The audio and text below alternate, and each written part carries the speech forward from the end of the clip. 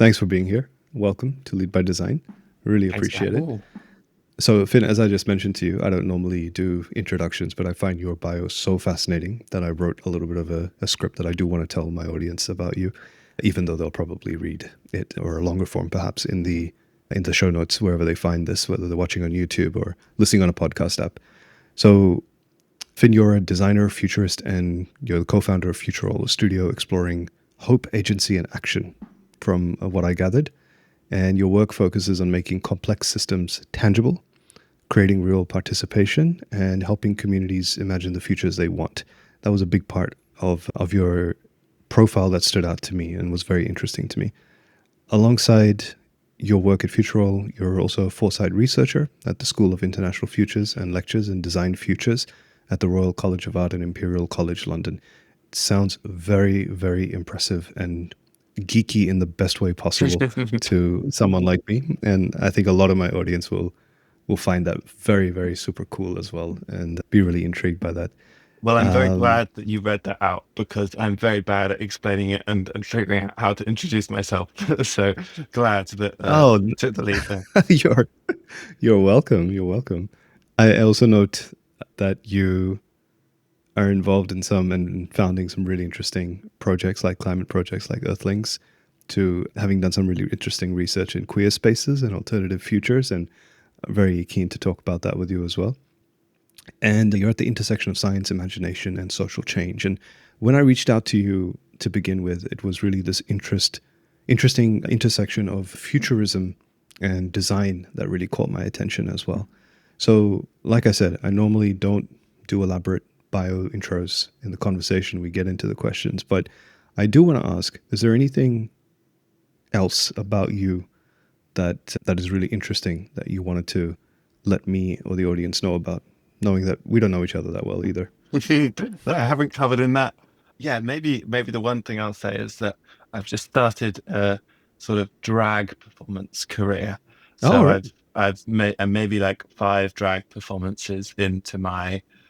I don't know if it's going to be a career or just a sort of fun side hobby, but I definitely have this desire to weave performance in various ways into my futures work. And yeah, I think drag brings together those elements of gender expression, prototyping utopian ways of being, but also putting that in front of groups of people in ways that are sort of fun and weird. And that's a big part of what I try to do. Wow, that is incredibly interesting. So the first question that I was going to ask you was that you call yourself a designer, researcher, and futurist. And I wanted to ask you which of those labels actually feels the most true to you. And it's fascinating to hear you say that you're weaving your drag and performance career into futurist work. Futures work. That's really interesting. What's the relationship between those? And yeah. Yeah, so I'm someone who struggles with labels in general because Mm. I think I see my role within all of these spaces as someone who can code switch and who can translate between them. So if I'm talking to a designer, I might mention these sort of designerly way of being, but I might focus on some of the other spaces I work in, whether it's systems change methodologies or futurism. And when I'm talking to futurists, I'll be very clear that like, well, actually, what I'm bringing that's different here is a set of design skills. So I do a lot of code switching. How I present myself and how I see myself is very different. But also, I think that's really the core of my work is not just being able to code switch between fields, but code switch between audiences and different communities as well. So lots of my work, for example, interfaces with a policy community, which is maybe has a more traditional language aesthetic set of methods. And in some of those spaces, I might talk about strategic foresight more, for example, because that's how policymakers understand a set of methodologies that will get robust insight into their Mm. decision making processes. But then actually, the real interest is how do we work with grassroots communities and connect them into those kind of decision-making spaces. But with communities, you need to use a very different language. If you go and say, right, we're going to run a strategic foresight workshop, everyone's going to say, okay, well, what the hell are you talking about? Whereas if you say, okay, well, let's design our future neighborhood, let's come together to dream and imagine together, then people are like, okay, yeah, this is really exciting. So for me, I find it really hard to pin down one set of language, because for some people I could be an imagination activist, but the other I might be a foresight strategist. And actually, you really need to be able to swap between those languages in order to play this role of bridging different communities together. Wow. And you were telling me that you're not sure if you can articulate what you do very well. That's incredible answer. I like this answer because it's very insightful, and at the same time there might be some people listening to this going, "What the hell are you talking about? That was so much jargon." And I want to unpack this a little bit because I find this has been an interesting challenge in my world as well. And not just a challenge, but also an opportunity to really lean into being almost, I never thought about it this way, but I would say a big part of my identity is being a professional code switcher. Mhm. The fact that I can speak different languages to different people across different disciplines and domains is a superpower that I really lean into. And I love it. I enjoy it. Mhm. And it makes it really, really hard to, as you said, just deal with labels generally. And there's a lot of identity dissonance that happens along the way as well. Labels are important. Language is important. I feel the semantics of terminology is important, and you can just disparagingly say, "Oh, that's a lot of jargon. That's just consultant talk," or people coming up with terms just for the sake of making sense of things. But that is the point of language. That is communication. That is how we learn to understand each other empathetically, right? We introduce terminology into vocabulary so that we can have shared meaning and sense Mhm. making. So, on that note, I wonder if you would help us unpack some of this by just giving some loose, top of mind kind of definitions of what does it mean to be a designer? What does it mean to be a futurist? Researcher is, I think, pretty self explanatory for most people listening. Yeah, absolutely. And thank you for prompting me to do that, because sometimes I do get too into it, and yeah, the jargon comes out. Oh, we all But I do. think, well, indeed. Yeah, so I think when I'm talking about futurist or indeed foresight practitioner, sometimes I use Mm, that term. What I'm talking about is applying tools that allow you to think in a really structured way about futures. Um, so this is not necessarily just running a workshop where everyone sort of dreams together, although that can be a part of the process. But it's often about saying, okay, how can we search our environment for signals of how the world is changing in a reasonably thorough way? How can we then put those together in a creative process with a group of people? Often that brings intergenerational conversation and brings the right kind of experts together. And then let's have quite a structured process to come up with a series of stories about possible futures. These might be futures of a specific topic. So recently I've done projects about futures of the space sector, or futures about health and data sharing, or futures of energy vulnerability. And mhm. once you've got these stories about different futures, you can start to plan better. So you can say, okay, well, will my proposed strategy or policy work across all of these different possible stories? Or indeed, you might, as an organization, saying, well, which of these future stories do we find most hopeful? Which do we want to work towards?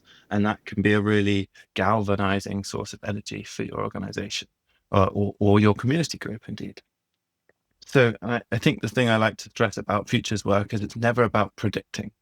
It's never about saying, we think this future is going to happen, so we should plan for that.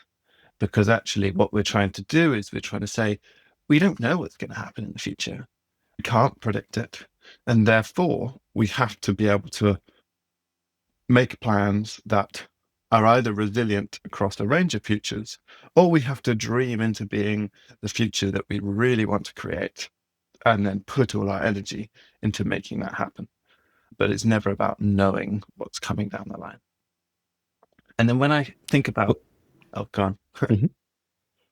No, no, it's okay. After you. Sure.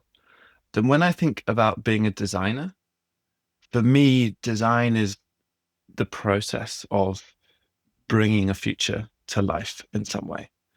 So there are elements of design which use tools that are sort of research based, and we can talk to people and for example, forms of ethnography that come from design. But then the core of being a designer for me is making stuff that makes that future real. And why this is such a big part of my practice is that when we think about possible futures, they're really abstract. They're really hard to believe, and it's hard to start to be able to feel what those worlds would be like. So a big part of my practice is really to design experiences, design objects, design, even sort of tiny little theater pieces that can start to help us step into this possible future, can bring it to life already in the present day.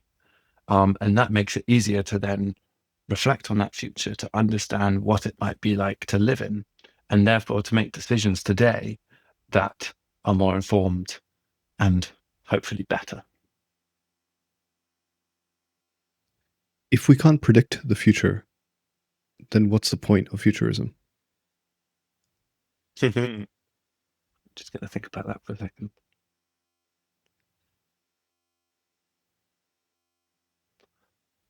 The point of futurism, so I don't actually like the term futurism because it's often associated with predicting the future. So Right. even the term futurist, like it's a little bit dirty for me because people who are futurists often talk about predicting the future, which I don't. Um, but for me, if you can think about more possibilities, what that can actually do is expand your imagination. Predicting the future limits our imagination and gives a false sense of certainty that we think we know what's coming and we can plan for that. Whereas by working with multiple possible futures, by resisting the temptation to predict, what we're doing is we're teaching ourselves to manage better with uncertainty. And we're also opening up this space for imagining alternatives. And it's that imagining of alternatives that actually allows us to be a little bit more radical, that allows us to challenge the status quo, because you have to first be able to imagine something different from today in order to start bringing it into being. It's a beautiful answer.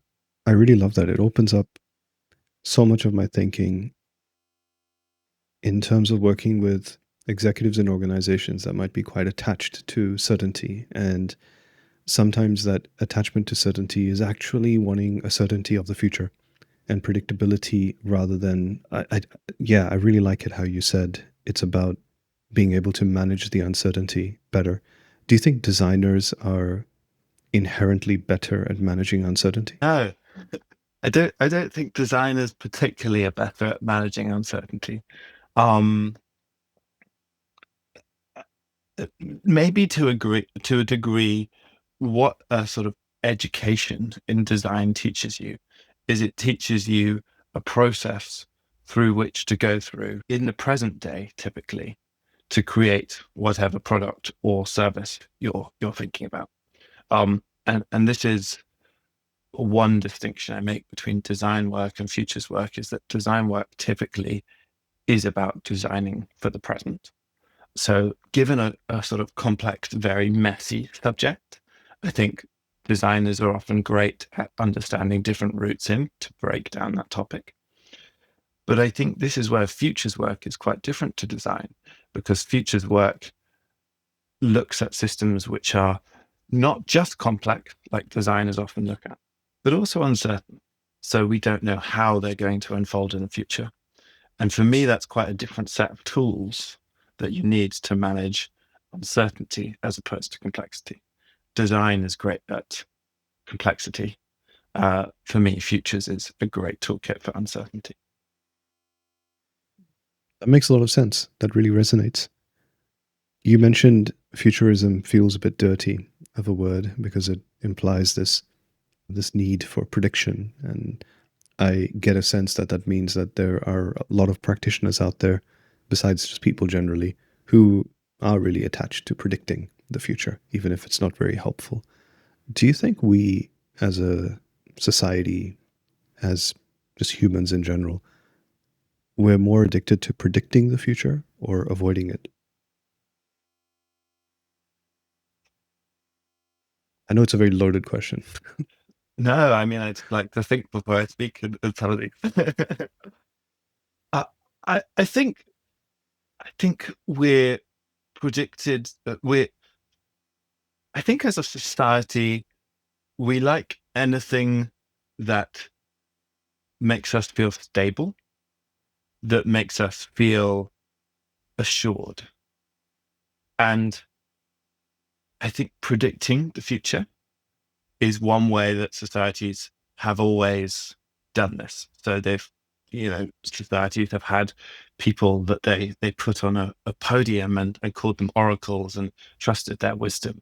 There are endless ways that, from sort of Viking runes to many other societies that have formed ways of predicting the future, and that gives them a sense of stability. But I think it's not just prediction that can offer that sense of stability. So, religion, for example, is another huge way that people find stability, and the ritual associated with it, the faith that if you go through a certain set of steps, if you touch your icon in the right way, if you've sort of passed all of these beads through your hand, then that doesn't necessarily give you certainty over what's going to happen, but it gives you a faith to move forward in your actions today, that actually whatever happens will be okay. And I think in many ways they're quite similar processes in terms of how do we manage people's anxiety about the future, and how do we make it more possible to just move forward in our day-to-day actions today. And you're right about futurists, by the way. There are a lot of sort of phony keynote speakers who will stand up and show you graphs and claim to know what the future is telling us. And people like that because it gives that sense of certainty, whether it's whatever you're going to invest in. And by the way, lots of Silicon Valley has a very vested interest in telling stories about the future that make it seem like it's a certain thing, and that we know where it's going, because a huge part of the world is doing that to try and attract investment in whatever future venture they're trying to push. So I think it's quite a radical thing in many ways to ask people to hold uncertainty, to ask people to sit with what might be quite a difficult feeling. And lots of the work of futures work is offering a set of really concrete tools and methods, jargon, languages that make people feel a bit more structured in their process of sitting with uncertainty, a bit more safe in the process of sitting with uncertainty, so they don't feel like the need to grab for a specific future in order to feel safe. Okay. A lot of people listening to this, including myself, would be not necessarily as familiar with foresight futures work, but be quite familiar with practices like scenario planning. How do those things relate to each other? Is scenario planning an exercise within the futurist toolkit, or is it a different thing altogether? Yeah, scenario planning is absolutely an exercise within a futurist toolkit. Depending on how you've done scenario planning, there are loads of different methods to do it. And each one has its different benefits and opens up possible stories about the future in different ways. So yes, scenario planning is absolutely one of those toolkits. I think in recent years, one of the directions that this field of futures has been moving in is slightly away from scenario planning. Now, don't get me wrong, loads of people still do it, and this is still a sort of common core toolkit. But one of the things scenario planning does is it helps organizations to manage risk and uncertainty. You take whatever you're doing at the moment, you look across these different scenarios, and you say, how does the thing we're doing at the moment, how do we de-risk it? How do we make sure it works across all these scenarios? That's great and that's useful, but it's not necessarily transformative. And I think one of the things that futures work can do, and one of the things I try to do when I practice it, is to use stories about the future to challenge whoever I'm doing that with and whoever has asked me or has commissioned me to do that work. So actually, if they come out with the same initiative, but it's just de-risked slightly, I don't feel like I've done my job very well. I would much rather apply a set of tools or give them a set of stories that make them see, oh, actually, I've made all these assumptions about what the future is going to look like. And I now need to quite radically redesign what I'm doing. Or indeed, to work with organizations who really want to take agency around shaping a future. So this might be a government organization, it might be a sort of big third sector organization, but they want to create a more just system or a more equitable system than the one we exist in the moment. So it's not just about finding out how to make sure their current organization is resilient against different futures. It's actually imagining how the world could be different and then trying to find new pathways to bring these futures to life. So for me, that's where sort of the leading edge of futures works differs from that scenario planning. Okay, thank you. I was going to ask you what else is in the futures work toolkit, but I'm actually really curious based on something you touched on in terms of the scenario of someone bringing you in to do this work. Why does someone engage with a futurist? What are some examples of the kind of briefs that you're getting?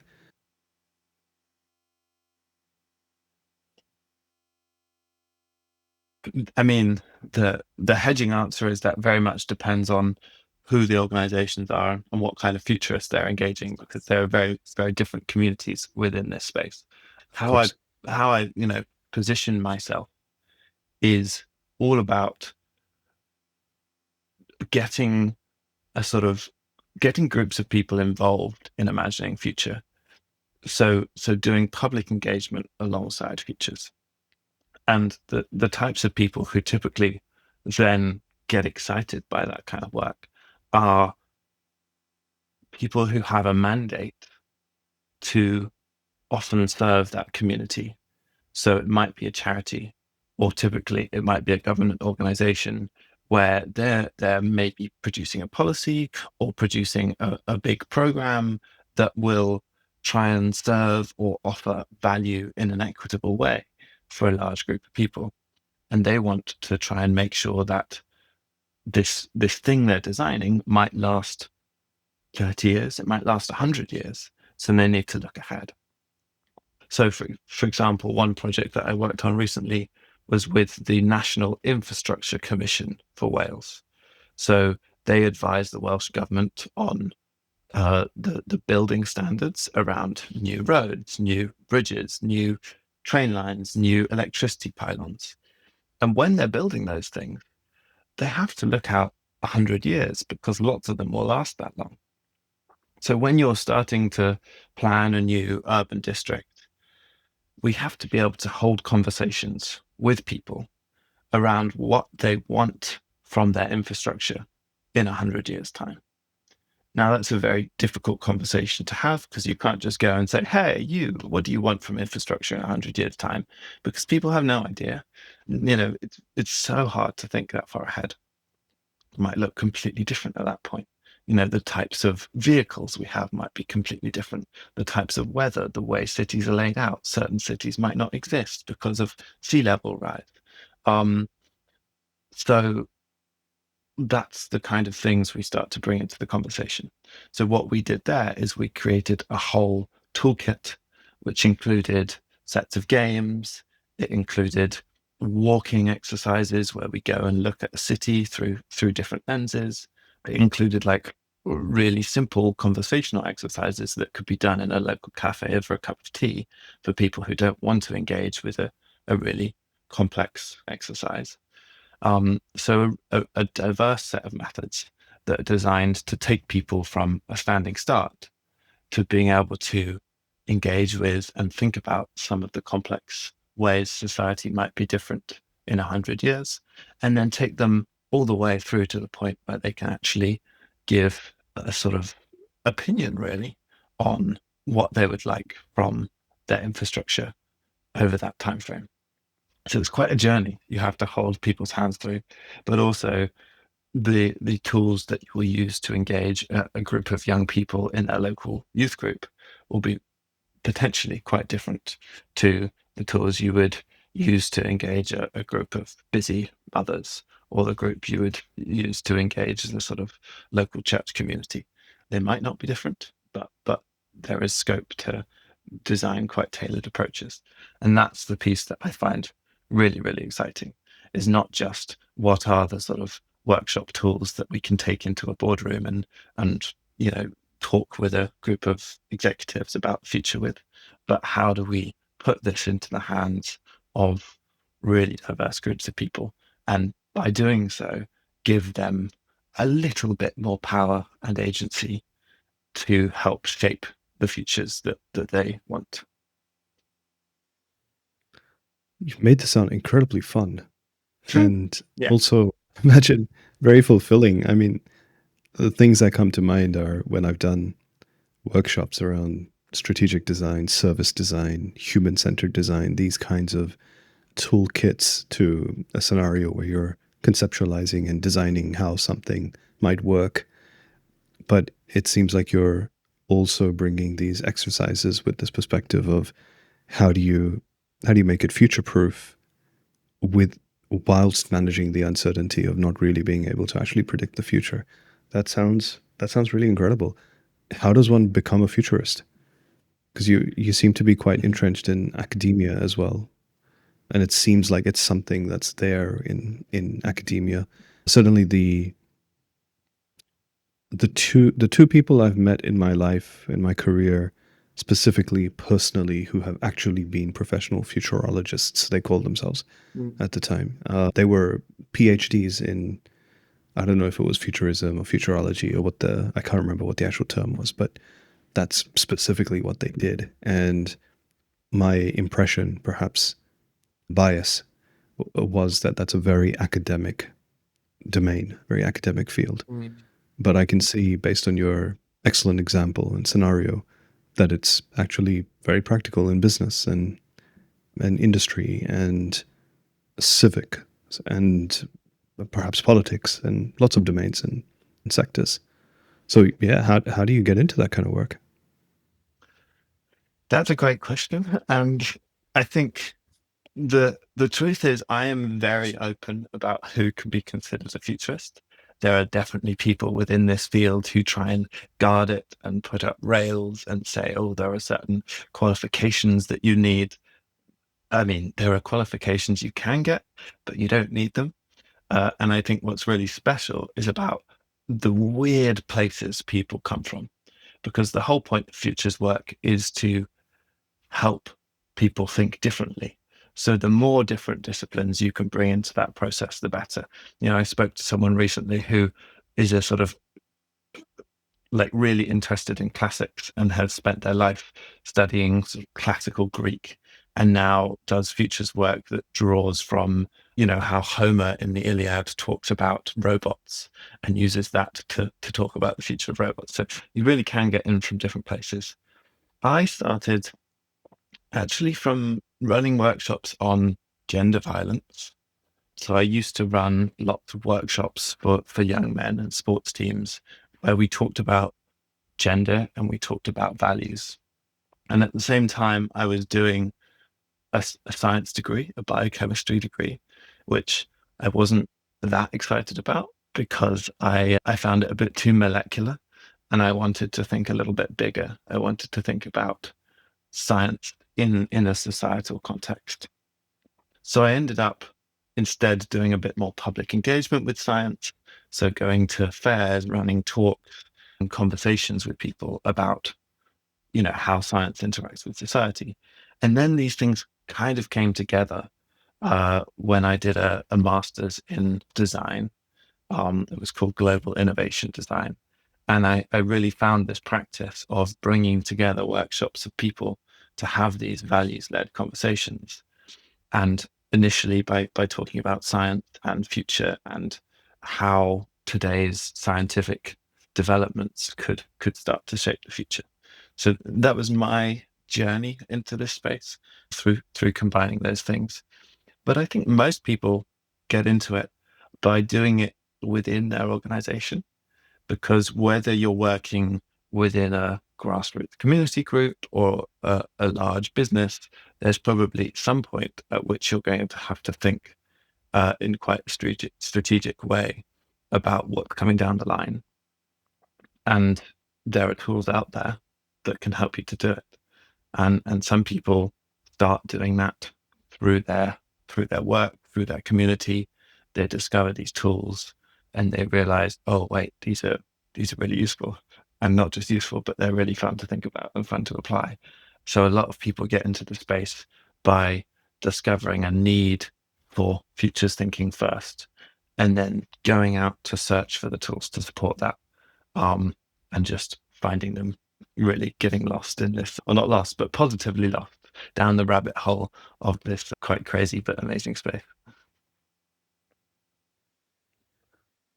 Well, I'm suddenly interested in getting down that rabbit hole a bit more myself. I I pride myself on being a very well versed strategic designer and facilitator, and have a vast exposure to the hundreds of tools and methodologies out there, and acknowledging that the quantity of tools that you're familiar with or methods that you're familiar with is pretty useless compared to how well you can sort of pick up a few Lego blocks and put them together and actually engage Definitely. with the participants in a room and make them work. So I have a very specific idea of what makes a good facilitator or a facilitator of good design.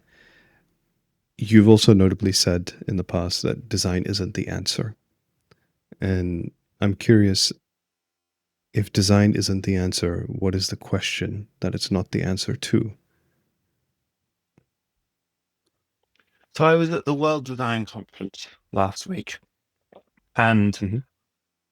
the there was a moment where they were giving to Dieter Rams, this famous industrial designer, and his whole message has been about less design. Good design is less design, and I'm paraphrasing. I can't remember exactly. But one of the things he was famous for way back when was throwing this provocation to the design field about, you know, are are we as designers actually offering benefit to the world or not? And it really felt like a lot of time has passed since Dieter Rams' manifesto. Um, but the exact same question was on everyone's minds at this design conference. Like, oh, how is design actually contributing? And I think for me, the practice of design is one that is slightly too linear often. It's the sort of methods of design thinking that people jump to initially as their sort of first entryway into this world. And lots of design approaches are about going from this state of not understanding the problem to understanding the problem, having a brief, to then producing something. Whereas from what I've been learning over the last few years, particularly in the field around systems change and system thinking, we need to be much more adaptive than that. And I feel like we need to adopt sets of tools and methods that are about iterative learning and adaptation rather than about a process that is often a lot more linear because we're aiming for a designed output. And I think that that need to have this sort of often fixed and stable product, and I know not all products are fixed and stable, but many are, typically means that it closes down the ability for sort of ongoing iterative cycles of learning that for me feel like they could be more productive. I don't think that was a great answer, but yeah, that's what I've got. Well, it might not have been a very linear answer to the question, but perhaps that's what was needed. Perhaps. How do you think about what you just said in relation to divergence and convergence? Because sometimes I think, and I feel like you're evolving my thinking around this even through this conversation. I used to think about design thinking and the problem with doing design thinking in a limited manner not being that there was too much linearity, but that there was too much of a rush to converge and not enough time allowed for divergence and divergent thinking. But you're making me question this in a very healthy way, which is that it's not just about divergence and convergence, it's also about how willing are you to go through a lot of swings and roundabouts in exploring and wandering almost away from, I guess it's in between the stages of a particular methodology, what you might find there through conversation and whatnot. And it's tough, man, because I intuitively feel very strongly about what you're saying. And I also empathize with organizations that are feeling like they need to prove something quickly because they're being held accountable to a budget cycle or a reporting cycle or a particular point in time where they're going to have to show that there was a return on investment of running a workshop or going through a particular process. So for them, even going through a design process, as linear as it may be, is a step forward from doing a predictive waterfall approach where there would have been a lot of assumptions being made up front. What you're describing sounds so evolved and almost a higher, almost a higher consciousness, at the risk of sounding a bit pretentious about that. But No, it certainly really help does sound like that. It sounds like an that. ideal the future of how strategic design is actually done.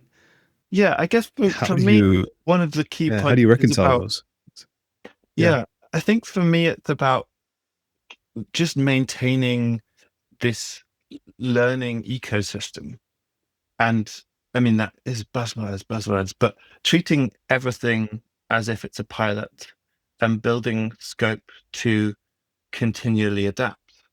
Because, like, I think it's brilliant to diverge and converge, but we're not just going to do that twice, get to the final product, and then brush our hands with it and move on. Yeah. Because We don't just have one diamond, we have double diamond. Yay. well, exactly. But the whole process should be, once we've like when I tried to design, for example, a sort of system change initiative, then the whole process will be a series of diverging and convergent steps. But then, even when we've come up with a design, I don't see that as a fixed thing. Actually, then that is a design for perhaps a year-long learning pilot, which we can put into people's hands. We can prototype and test it, and then we will want to adapt it afterwards.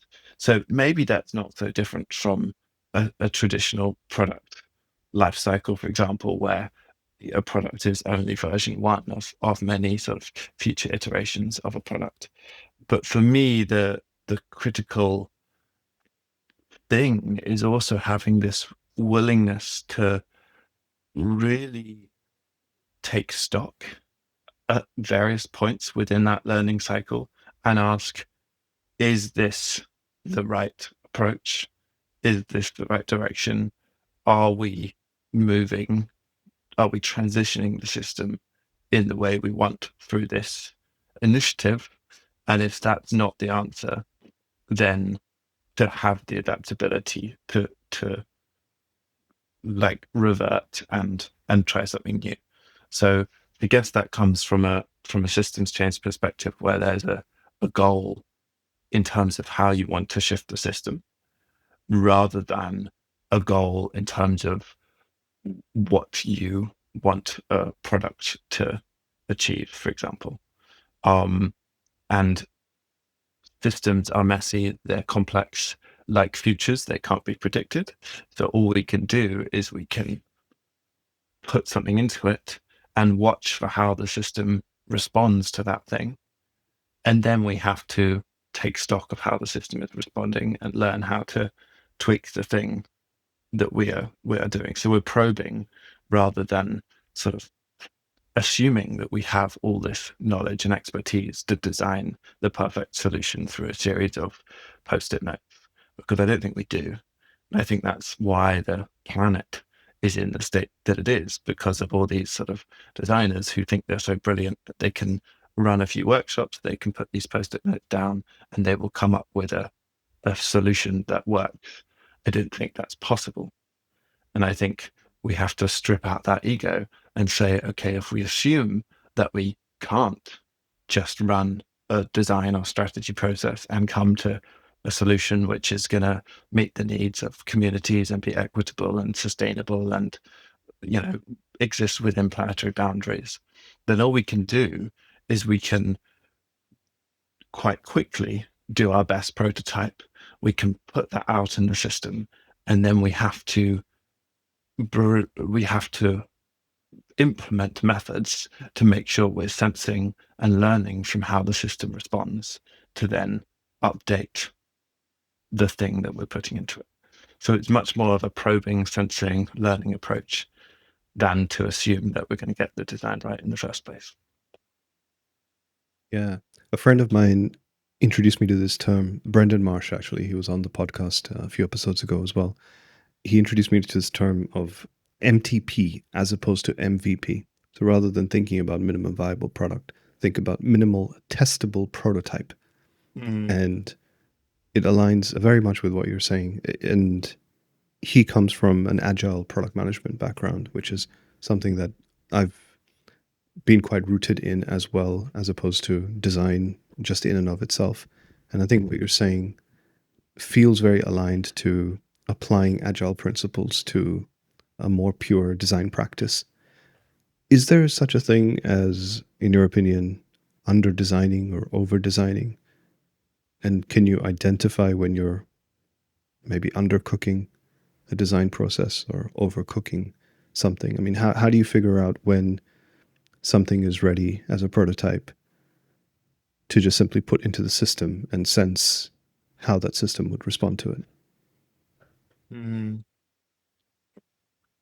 Yeah, so I think in terms of under designing, certainly when I design, I want to do it in a way that at least works alongside or has some kind of interaction with the communities that that design is meant to serve or might impact.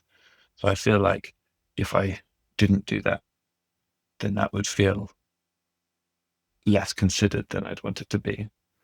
But for me, this is also about the scale at which this prototype is existing and how easy it is to then adapt.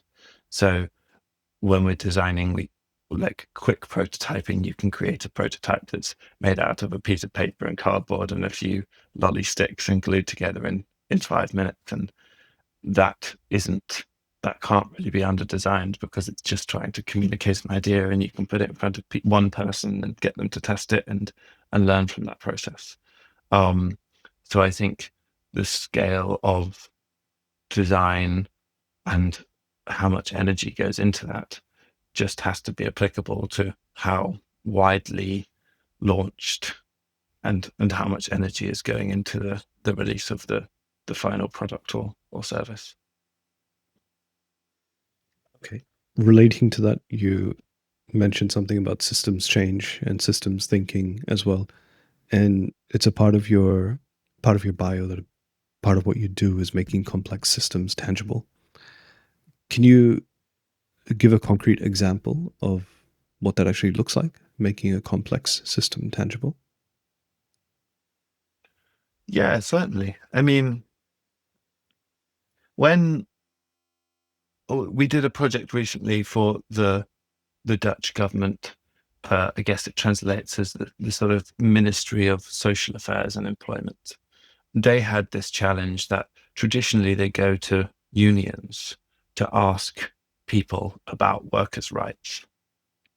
But with the increasing number of freelance workers, union membership is now massively dropping and doesn't really represent the full range of different workers that there are and the different ways people work. So they asked us to do an innovation project really to explore how we could have conversations with people about the future of workers' rights in the Netherlands, but how we could reach quite different types of people. So what we did was we actually created a series of desks from the future. And each desk is like stepping into a mini immersive world. So you can sit down and open people's posts and you can go through their calendar and see what they've got on. And you might open a fictional product, which is a sort of mutual aid support group, because one future, your healthcare might be run through a collaborative co-op of people who co-invest in each other rather than the government. And another future might have a very strictly laid out series of career progression steps, which is your right, but it also takes away a lot of freedom from your flexibility within your job. So we made these series of desks to bring them to life in a way that people could experience what it would be like to live in different futures. So, and then we had conversations with them afterwards and asked them And about these were what they thought. physical desks, It was like you physical actually. desks. We exhibited them at Dutch Design Week, but then we toured them around different sites in the Netherlands to talk to people about this question. But yeah, it's like if you went to someone on the street and said, workers' rights, tell me what you think about what your workers' rights should be in 20 years' time. It's an impossible question to access. And even if you try to make a big systems map that lays out the system of workers' rights and different methods for getting rights, how do you access and engage with that? But if you can tell a story and bring people into that story in such a way that they can really get a sense of what it would be like to live in different futures, then for me, that's like the most immediate and tangible way for them to understand how their labor rights can be secured in different ways and what some of the trade-offs would be with that. Fascinating. What was the outcome of that work? Where did the story end up? So the Dutch government is still working on a policy proposal, really, and I guess we of the result of these consultations, sort of presented them with a synthesized set of insights about what citizens are thinking about labor rights at the moment. But as much as anything else, the project was piloting how these creative futures approaches could be used on a wider scale. So again, still piloting the methods as much as doing the mass consultation.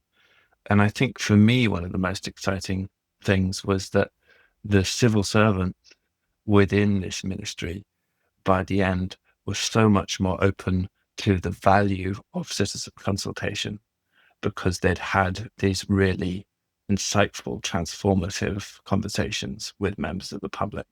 Um, Going in, their mindset was often like, oh, I don't know if these people really know enough or are expert enough to offer us valuable insight. But what this showed was that, like, oh, if we design an experience that gives people the tools, the stories, the knowledge they need to be able to critically think about the future, then absolutely everyone is capable of offering informed and very useful contributions to a participatory decision making process. It's really inspiring, Finn. It's very relevant. I'll tell you some other time, perhaps Mm. off the recording, how relevant this actually is. But I'm very excited to share this conversation with a few people in particular once we're done. So you alluded to participation. I hear this a lot. Everyone's obsessed with this idea of participation. You wrote somewhere, I think, recently that a lot of participation is box ticking. It's very tokenistic. What does real participation look and feel like?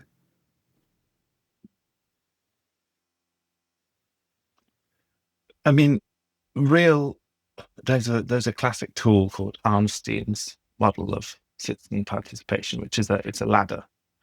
For me, the well, in the ladder, but personally as well, the top tier of participation is really when people are in control and make the decisions themselves about whatever product or service you are involving them in the design process of. Um, so that might mean structuring a design process in a different way, where it's not necessarily a team of expert designers who run short consultations and ask people what they think and then go away and do the work. But it might be commissioning a leadership group of paid citizens or paid users, for example, who are in the room making the decision, or even just actually asking for these groups to do the design themselves, offering support and offering funding for them to launch their own design initiatives. So some of the best service design at local sort of community levels that I've seen, which I think is going into more like social innovation design, is not saying, okay, let's get a design team in here to talk to you, understand your problems, and then design the service for you. But it's actually saying, we have this budget available, propose projects that you think would be valuable in your community. And then we will give you mentorship, guidance, tools in order for you to do these projects yourself. And I think that is particularly powerful because in a community context, particularly, that is building the capacity of these individuals to actually learn design approaches and to be able to identify and address problems, take leadership roles in their own communities, rather than reliant on an external design team to come in and sort of solve problems for them. So for me, this is the sort of the agency part. Let's give people agency over their own design. Yeah. How do you how do you do that and reconcile it with populist democratic processes going a little bit, I don't want to say wrong because that's judgmental, but I'm just thinking to things like Brexit, for example. If you just ask everybody, and even, I mean, as recent as we're recording this and just over this past weekend, I know London had massive anti immigration Yeah. rallies that were very, very, very well attended and perhaps shocked a lot of people that are on the other side of that conversation at how loud, and not only loud, but how prevalent voices are that are not only anti-immigration but anti-other. And I know it might seem a bit random. It seems a bit random to me as well to bring this into the conversation, but I'm just thinking about how do you think about participation and giving power to people when there is so much polarity and so much inequality of access and participation to begin with? think that's a Don't even brilliant know what I'm question. asking, to be honest. But No, I mean, I guess the models of participation that I really believe in are ones that yeah, are based on dialogue and rich dialogue. There are plenty of participatory, and these are sometimes what I call the more tick boxy approaches, where you send out a survey to people and get their initial thoughts without necessarily asking them to re-examine them or think a bit deeper. And for me, a point at which you really start to get a deep insight is when you have conversations where you are able to both empathize with what people are saying and also challenge them, or even host dialogues where you bring together different people with different perspectives on a topic, um, to listen to each other and to challenge each other's thoughts on a topic. And for me, a lot of the sort of nationalist narrative is quite sort of hot, immediate. And I'm not saying it's not well considered, because I think it's based on like real, genuine concerns that people have not had listened to or paid enough attention. But for me, one of the answers is to not discount those groups and say, oh, they don't know what they're talking about because they express views we don't believe in, but actually to offer the same opportunities, to offer the agency to design stuff, but to do it in a way where that is thought out.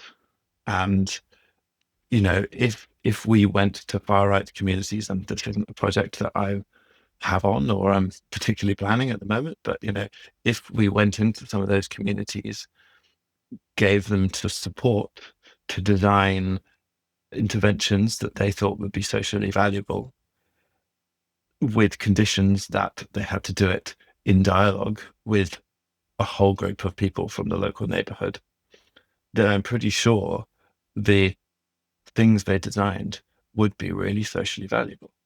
Because I do think when you take people out of a crowd, when you get people off the sort of the social media, which is designed to sort of stop you thinking, designed to make you irritable and make you angry, and get you to talk to people in your local neighborhood.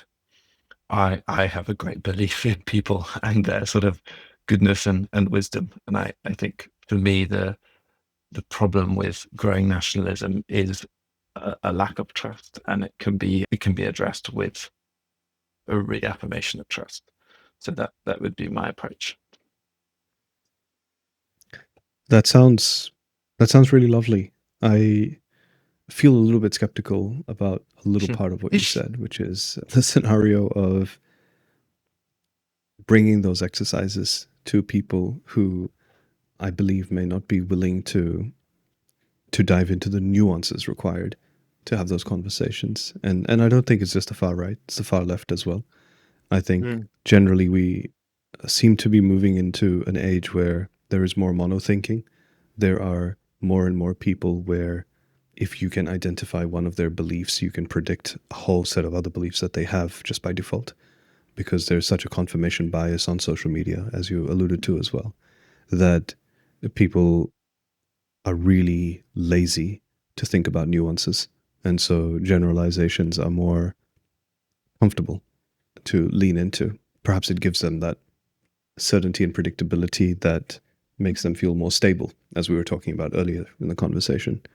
And the stability comes from the predictability that if this package of beliefs that I borrow from the crowd that I happen to be in on social media makes sense, then I can rely that the future will be like this. And I am a victim in this particular way and this manner because of these past occurrences and trends. And if I seek out justice for myself, whether that justice is inclusivity or that justice is protecting conservative values, or well, I was going to say something in between, but it's usually never something in between. It's usually on the far ends of those spectrums. Then then I will have the stability that I crave. And the thing that I was mentioning about my skepticism is I wonder if it's not even about the skepticism. I think the healthy curiosity I have, or perhaps the constructive curiosity I have, is can design and futures thinking and futures work and these practices actually help people snap out of monothinking, and can participatory design and futures work help society generally become more comfortable with not only uncertainty but with nuance, and find themselves perhaps exploring other sides of their biases. I mean, I certainly don't have an answer to that one. I think the challenge you've very rightly identified is finding and getting people into these kind of conversations in the first place, and the self-selection that goes on when you run any kind of conversation like this, that means many people with more entrenched ideas would not engage in the first place.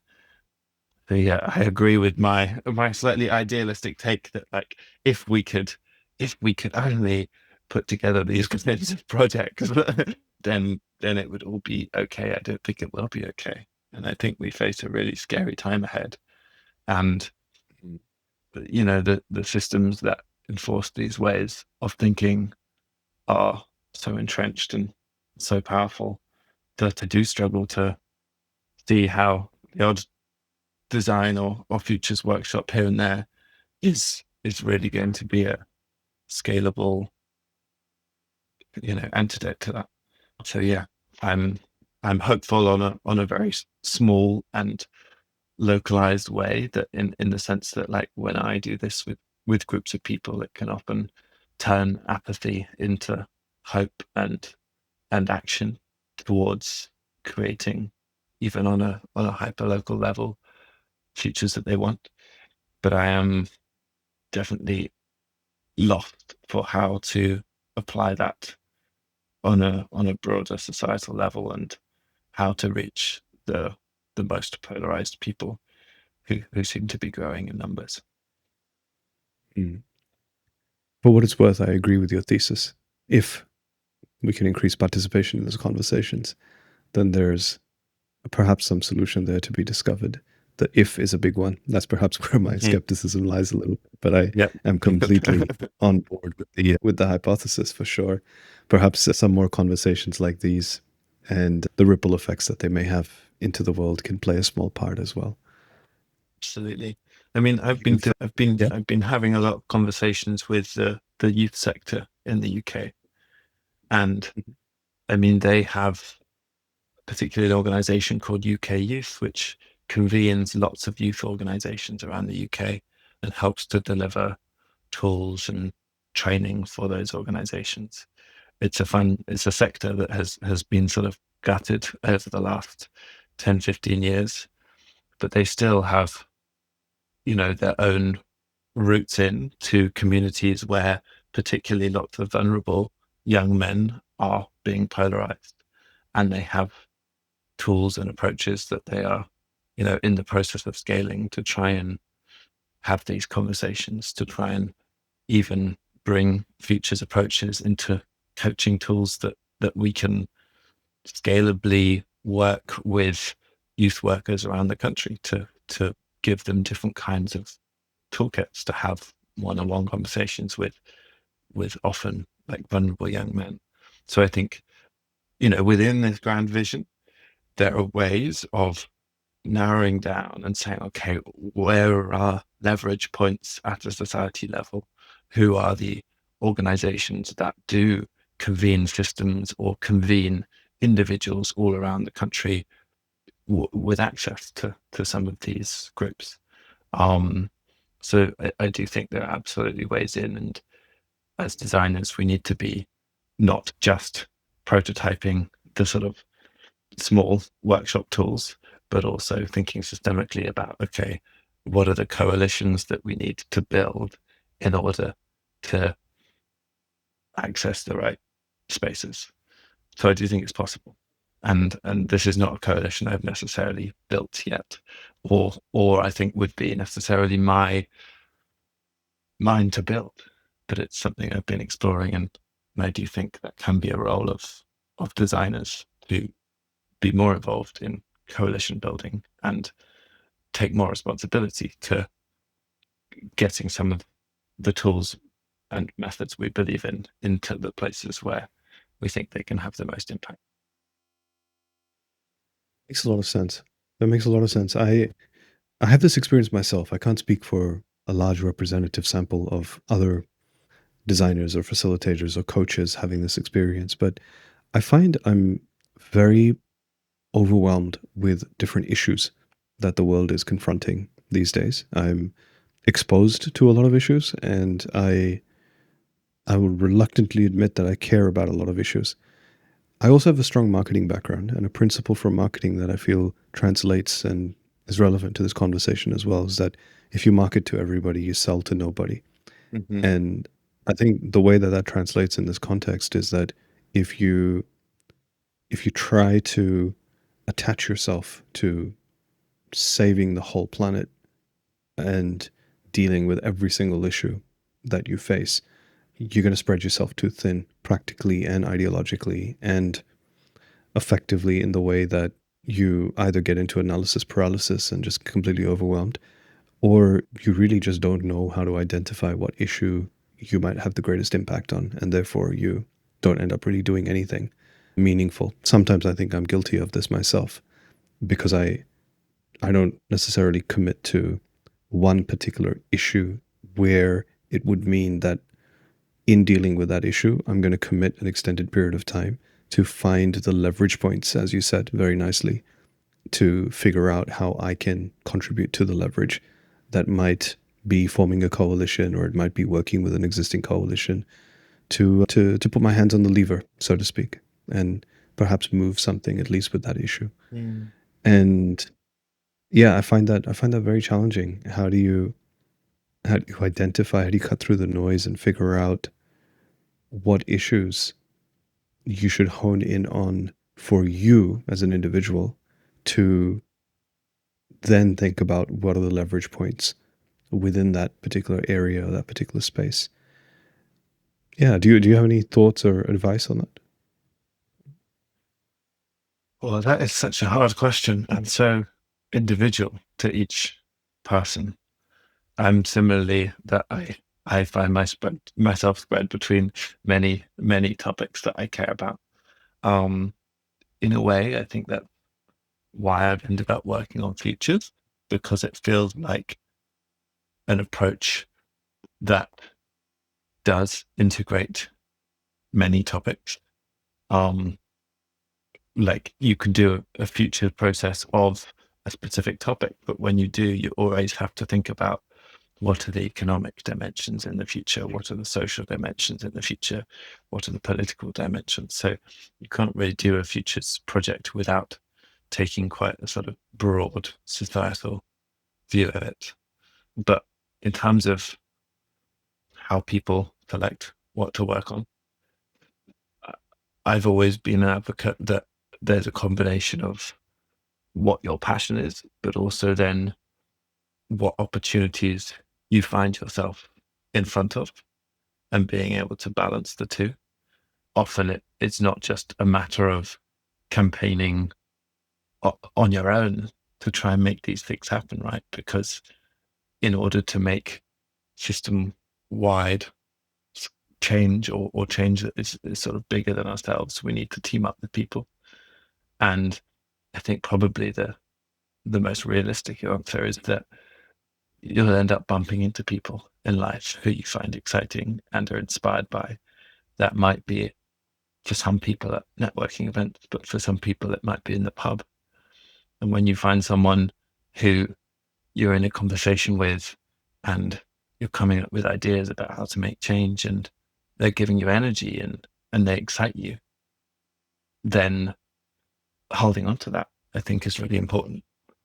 And I think that's how I go about deciding what I work on, is what collaborations are giving me energy, and what yeah, doing anything alone is hard, and as soon as you do it with one other person, it starts to materialize in a different way. That's not true for everyone, but it is for me. So I find those people who are so excited about something that I'm excited about as well, that we say, okay, let's meet next week and let's plan something together, and then things start to happen. Nice. That resonates a lot. The inverse of that resonates a lot and makes me think about the idea of being more mindful about what kind of echo chambers you might be stuck in as well. I work in the environmental space in government a lot, and I'm surrounded by a lot of people who are very passionate about environmental issues. And and I've realized that sometimes logistically that makes it harder for me to make time to engage with conversations about other issues outside of that domain. Mm-hmm. Environmentalism itself has a lot of different aspects. There's climate change, sustainability, natural capital, lots of different factors that of course overlap and intersect, but are not they're big enough in and of themselves that they're quite discrete. But there are also other domains that throughout my career I've been quite involved in and exposed to conversations about, like youth, domestic violence, multiculturalism, ethnic diversity, specific aspects of mental health.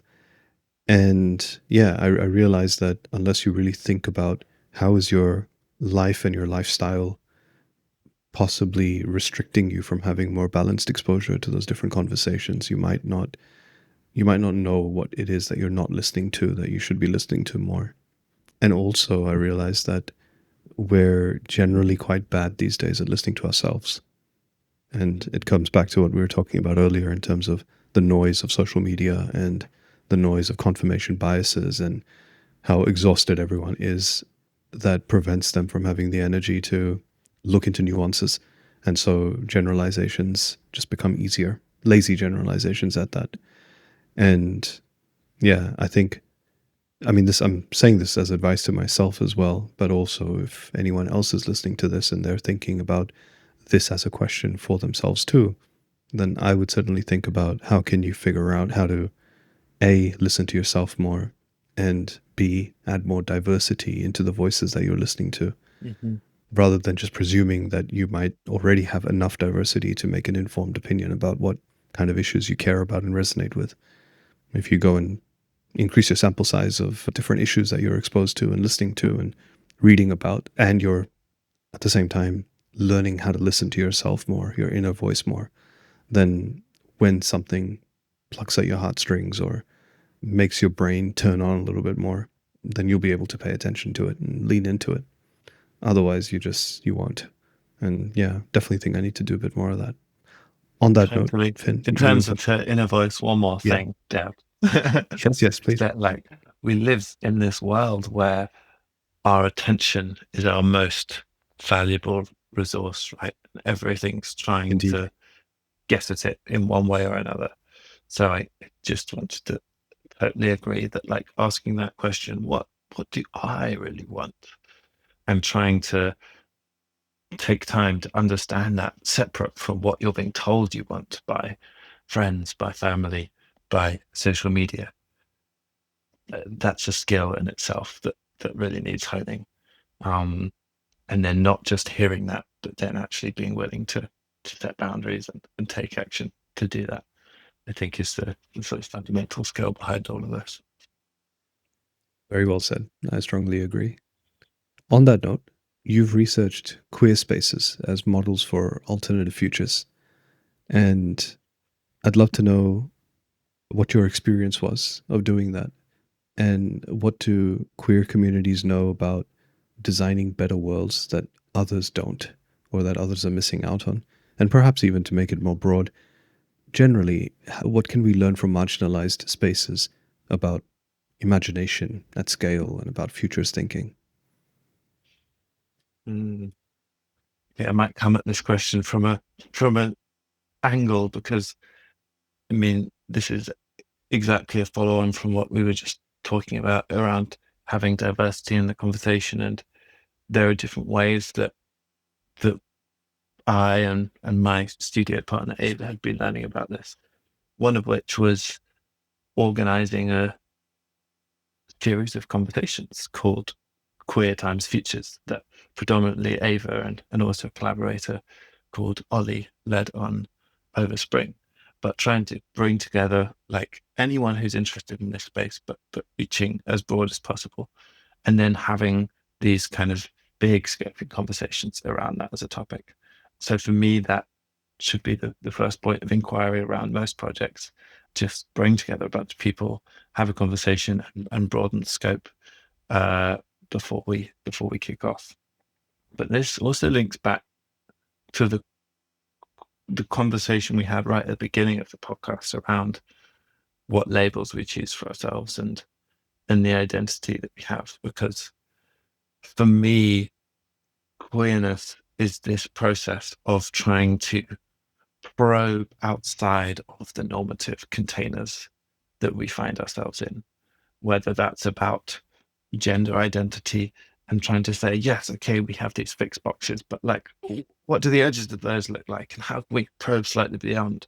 Or it might be around sexuality as well, or it might be around monogamy and how you choose to, relate to partners, or even how we live together with peers. And, there are sort of strong relationships between queerness and polycules and co-living and generally experimenting with different forms of relating with one another that try to break down social norms. One of the things that we're really interested in with this project was particularly looking at queer nightlife spaces and how those offer spaces for imagination that feel safe. Imagination around gender, around sexuality, around how we dress, around how we relate to one another as individuals. Because while often people view nightclubs as just some sort of dirty, dark place where people go and get up to suspicious behavior, um, a lot of what we see, particularly in the queer nightlife that we go to, is a group of people coming together to prototype alternative ways of relating to one another, to try on different aspects of their gender or identity. Um, and I think that is a process of future creation for me, because, and it has been for me, it's been really important.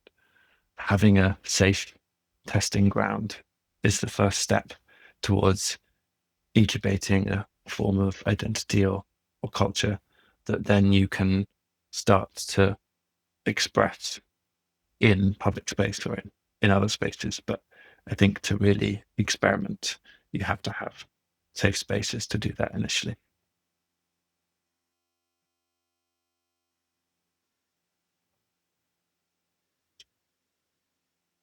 That's a really expansive definition of those concepts that I never thought about. The question that comes to mind, and I'm mindful of respecting your time as well. We're coming to an end, but I That's have right. so many questions opening up all of a sudden. I might have to do a part two of this. The relationship between relating to others, particularly in those safe spaces, as you mentioned, and self expression as part of that exploration of identity. And it's almost like thinking about creating the opportunity to imagine what relating to others looks like, but also what relating to yourself looks like. The part of my question I'm really curious about that I think you only touched on very slightly, we didn't go into fully, is what does everyone else have to learn from, and let me put it this way, from people that are proactively exploring how they engage in self expression and relate with others and relate with themselves.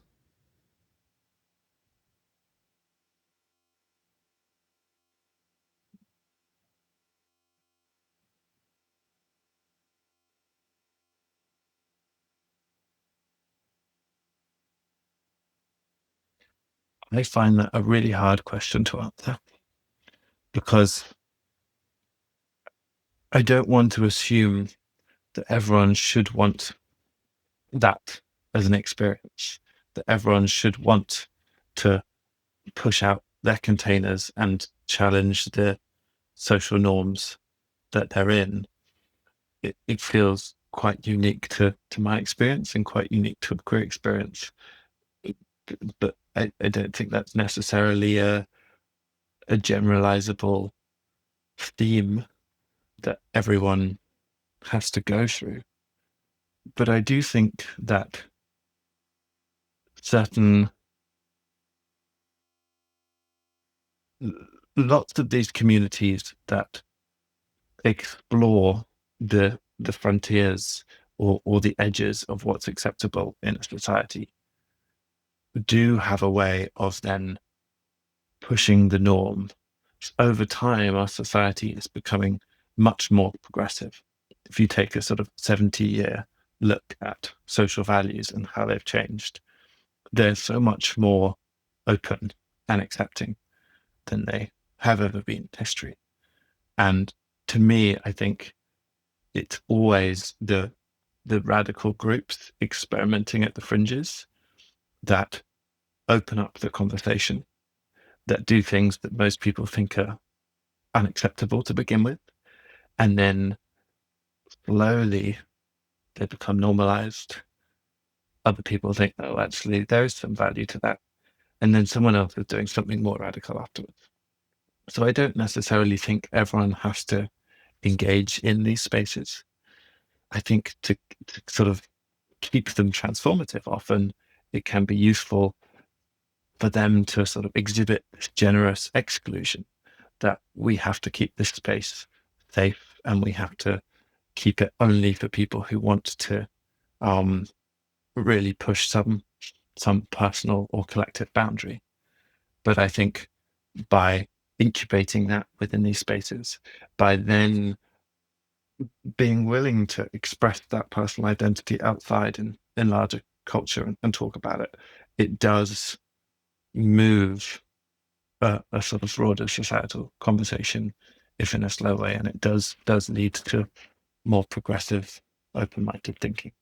That might be a sort of naive generalization as well, but that's my theory of change behind it. It makes a lot of sense, and I respect and agree with what you're saying completely. You've actually, I don't know if you've ever thought about it this way, but you've made me really appreciate a commonality, a relationship, a very intimate relationship between the history and evolution of the queer community and the journey of my cultural lineage and heritage of the Sikh people. Because whilst, of course, broadly speaking, people who don't know will see, oh yeah, Sikhs, the guys who wear turbans and have beards and whatnot, and it's sort of limited to that. But really, the origin of the Sikh faith, alongside being a spiritual practice, was very much a practice of rebelling against societal norms for the sake of allowing self-expression. It was a matter of, and it's not about the self expression of wearing turbans and uncut hair. It's about the self expression of saying it's okay to believe in whatever you believe in, and you should respect everyone else who believes in whatever they believe in, and allow that practice to be sacred for them and to protect the sanctity of those spaces and not enforce your beliefs onto anyone else. That was a really big doctrine that was promoted by the founders of the religion. Also, the idea of oneness, even amongst diversity and difference. The idea that you can be connected and a collective without necessarily feeling that everybody has to convert into this belief system, but there can be their own spaces and own sacredness, and you can respect that and allow that sense of safe space for exploring self-expression in one corner and allow this other corner to have its own sense of self-expression and exploration of how they relate with each other.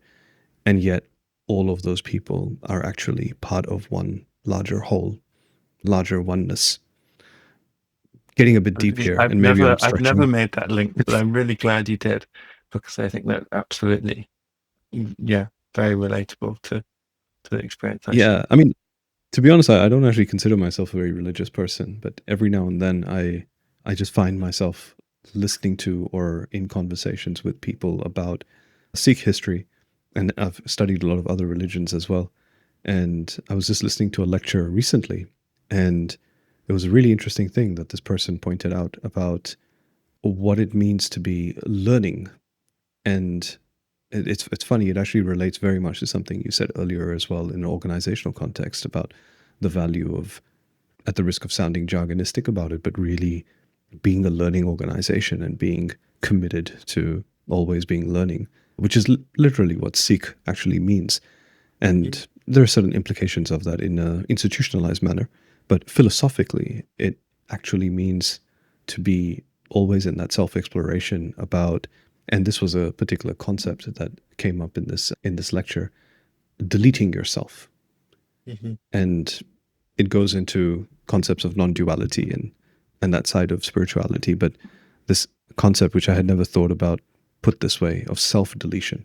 How do you explore a practice where you are exploring how you're relating with others and how you're relating with yourself? You are exploring your self-expression, and the aim of it is to actually reach the sense of oneness with everyone else as well. And I guess the thing that inspired me to talk about this is the question of what we can learn from marginalized communities about designing better worlds, because I think a lot of power goes to people to design better worlds who have been the ones to design the world. And that's not necessarily where better might come from. Mm-hmm. So I think there's a lot to learn from listening to others who have rebelled and challenged status quo along the way in various different shapes and forms, and those who have engaged in conversations like these to explore really the meaning of what designing a future better could be and could look like. So yeah, I'm really grateful for this conversation, Finn. Thanks for coming on. Me too. It's been fascinating.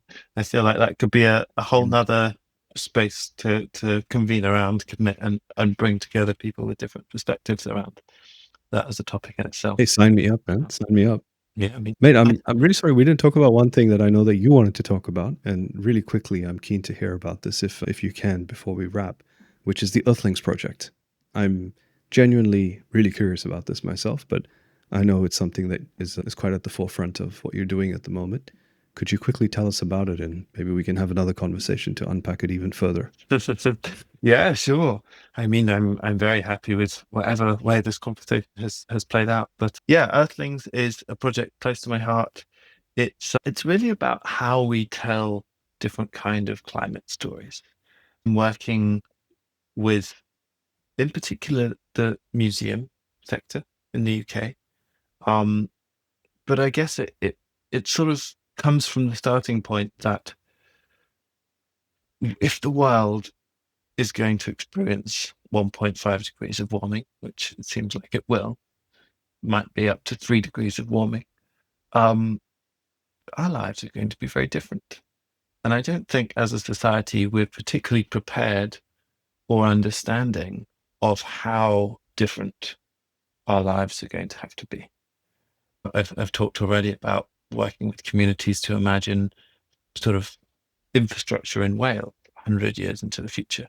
But even looking 50 years into the future with the climate predictions that we've got, we, it's not just about how we're going to have to eat differently, but we've got to reduce our carbon emissions by such an enormous amount that there is an imaginative leap that's going to have to take place in terms of, do we just stop buying and using things? How do we get like what we use in different ways? And then there's a level about how we connect to each other, and the way we socially organize is going to have to transform, and whole new belief systems may have to underpin that around how our society is orientated to live with just a fraction of the carbon emission. So the Earthlings project is really trying to start telling some of those stories and doing collective imagining with groups of people to bring that to life. So with museums, for example, we're trying to help them understand how to use objects in their collections to tell stories about climate change. And this might be, we've worked with one museum, for example, using medieval illuminated manuscripts. And this museum didn't consider them to be anything about climate change because they're sort of church documents from the 15th century. And we're saying, well, no, these are about climate because this is a record of how our ancestors lived without fossil fuels. And one of the reasons we can't imagine living without fossil fuels is that we've sort of forgotten that we've already done it in the past. Our sort of memory is quite short term and limited, maybe, to how we've lived over the past 100 years. But if we can look further back, if we can understand our cultural history, which is probably different in different spaces, particularly in the UK, there's arguably no indigenous British sort of population to learn from that have sustained some of those traditions, as I know there is in Australia to learn from. But in the UK, there isn't. So there's, I think, a real lot of value at looking at our cultural history as a source of imagination for how we might have to live very differently in 30, 50 or more years. And to do that with communities to build collective social resilience to the change that's ahead. So that's sort of what the Earthlings project is about. I know we're sort of nearly out of time, so we won't go into the details of it. But yeah, I'm very passionate about doing this more and more. Definitely up for having another conversation specifically on that. I know I have a few friends who listen to this who work quite closely in the climate adaptation space with the state government here and at federal government level as well. And they'd be very interested to look into this more and follow along with what you're doing. Where can they learn more about the Earthlings project? And generally speaking, where can people learn more about what you're up to? Yeah, so Earthlings now has a shiny new website, which is It does. earthlin.gf. And you can also see more of my work on the Studio Futurall website. So yeah, please, anyone who's interested, do shoot me an email, and I'm very happy to chat more as well on any of this. Excellent. And I'll put those links in the show notes, of course, as well. Finn, it's been such a pleasure, but I can't let you go without asking you a question I ask every guest. I'm sorry, you do have to answer this one question and then we'll wrap it. Fantastic. What does it mean to you to lead by design?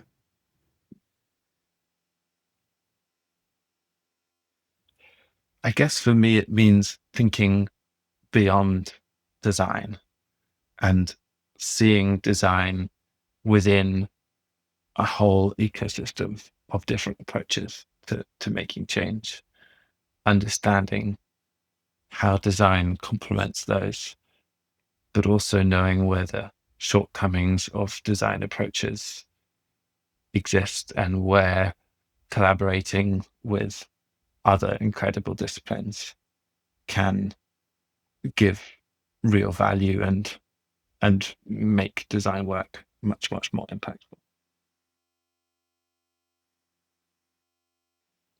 It's been a pleasure, Finn. I look forward to speaking to you again. Thank you, Dev. You too. Thank you for having me.